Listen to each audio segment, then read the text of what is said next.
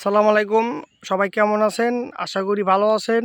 আমি ২৮তম জেলা আসলাম, ময়মনসিংহ, ফুলবাড়িয়া অবস্থিত, ফুলবাড়িয়া উপজেলায়। আপনি রাবার বাগান আমি আসলাম ১০৬ একর জমির উপরে রাবার বাগানটি অবস্থিত। আমি আপনার শিমুল বাগান দেখতে গেছিলাম ২০২২-এ, আবার ২০২৫ সালে জানুয়ারি মাসে গেছিলাম রাবার বাগান।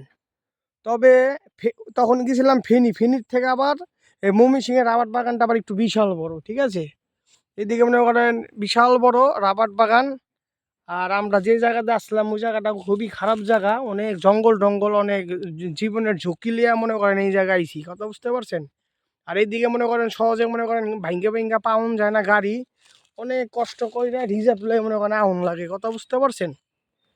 এমনি খুবই সুন্দর মনোরকম পরিবেশ। আপনারা যদি চান আপনারা চাইলে আসতে পারেন। আমি মনে করি আপনারা ঈদের সময় আসবেন, তখন এলে আমি মনে করি ভালো হবে। কিন্তু অন্য অন্য টাইমে আমি মনে করি আওয়াটা ঝুঁকিপূর্ণ। চীনা পরিচয় লোক হইলে পথে মনে করেন আপনাদের খুবই ভালো হইব।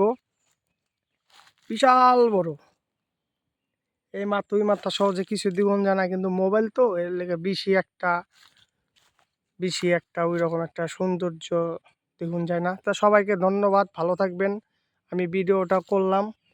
আমার ভিডিওটা আপনারা যদি কেউ যদি ভালো লাগে আমাকে আপনারা আমার পাশে থাকবেন, একটু উৎসাহ করবেন। অনেক মানুষ আমার অনেক উৎসাহ দিছে দেখে আজকে আমি এই পর্যন্ত ঘোরাঘুরি করতে পারতাছি। আমার বউ আমার পাশে আছে দেখে আমি আজকে এই ভ্রমণ করা পারতাছি। তা নাহলে আজকে আমার পক্ষে এই ভ্রমণ করা আমার পক্ষে সম্ভব হতো না। তাই সবাইকে ধন্যবাদ, ভালো থাকবেন সবাই। আসসালামু আলাইকুম। খুবই সুন্দর মনোরকম পরিবেশ। ডিএসএলআর ক্যামেরা তো কোনো কথাই নাই, আইফোনেরও তো কোনো কথাই নাই, পুরো মনে করেন ফাটাফাটি ১০০-তে ১০০, ঠিক আছে।